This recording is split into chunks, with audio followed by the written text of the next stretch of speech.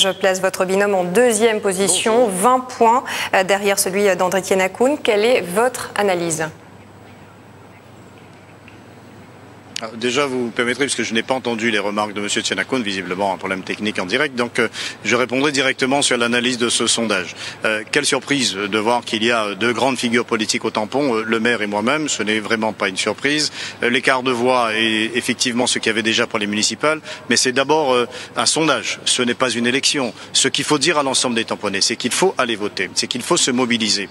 Et si je vous raconte une petite anecdote, c'est que des électeurs qui ont été sondés ont eu peur de répondre parce qu'ils ont eu peur que la mairie était en train de faire une farce et qu'ils allaient savoir pour qui ils allaient voter. C'est ça le climat du tampon. Ce qu'on doit retenir aussi, c'est que le maire n'est pas majoritaire. Avec 2500 contrats, avec des colis alimentaires délivrés à tour de bras sans critères sociaux, avec la pression et la peur qui mènent à la mairie, il n'est pas majoritaire dans les intentions de vote, il n'est pas majoritaire dans les élections. Il n'a pas été élu majoritairement à la mairie. Il y a donc une majorité qui est contre la politique d'André Tienakoun. Moi, je les invite à se mobiliser. En tant que conseiller général, j'ai fait mon travail. Ce n'est pas des élections de la mairie. Laissons le maire à sa place. Mettons le conseiller général que je suis avec Florence Robert, conseil général. J'ai fait construire le collège du 12e. J'ai fait 850 emplois pour ceux qui en avaient besoin. 4500 personnes qui ont été accompagnées. 70 familles ont trouvé un logement. Donc j'ai fait mon travail de conseiller général. Ce que je dis aux tamponnais aujourd'hui, c'est de se mobiliser. C'est de se rassembler autour de ma candidature parce que la majorité aujourd'hui souhaite une autre politique que celle menée à la mairie.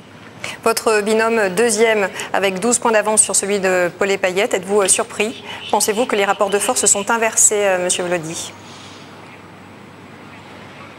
Les rapports de force ne se sont pas inversés, ils sont naturels. Les deux grandes figures politiques du tampon sont le maire et le député. C'est M. Tienakoun et moi-même, avec des jeux de chassé-croisé selon le type d'élection. Donc ce n'est pas une surprise. Ce qui était important surtout, c'est que ceux qui seraient tentés par un vote différent que celui de ma candidature comprennent l'enjeu. Je voudrais juste corriger un de vos propos, vous me permettrez. Vous dites à 4 jours des élections. C'était un sondage qui a été fait avant le 7 mars, donc bien avant 4 jours des élections, vous l'avez dit dans votre introduction. Entre-temps, les gens ont changé. Sur le terrain, je vois qu'il y a un frémissement, je vois qu'il y a un changement, je vois qu'il y a une envie de faire autrement. La clé de ce scrutin, c'est d'abord la mobilisation. Il faut que les gens aillent voter. Il ne faut pas vous laisser voler cette élection. La prochaine étape, c'est dans 6 ans. Et surtout, le maire est aujourd'hui candidat pour démissionner, pour donner la place à Jacques Ewaro. Ça veut dire qu'il est en train de tromper les tamponnés. Il n'a pas l'intention de siéger au Conseil général. Il a déjà démissionné. Il préfère aller demain guerroyer avec Désiré Robert à la région.